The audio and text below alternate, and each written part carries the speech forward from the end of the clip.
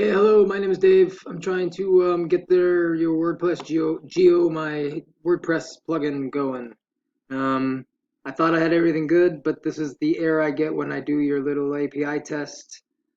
So we'll just go over here and go to Maps and Geocodes, and this is what I have. I'm on Google Maps. I'm on my settings. Okay, so I've got my client side 1H.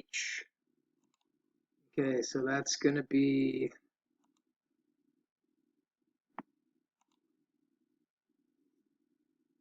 show key. 1H, 1W, I mean. Whoa, so I'm going to edit this.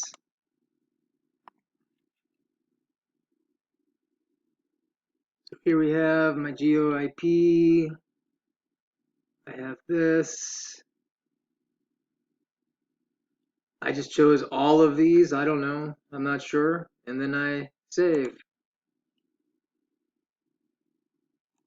I have that one there. So then I have for EY. That's going to be this. For EY. If I edit this, IP address 208. Here for inbox, I'm 208. And then I have down here,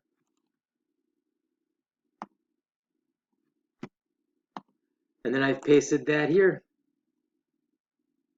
And then I've saved.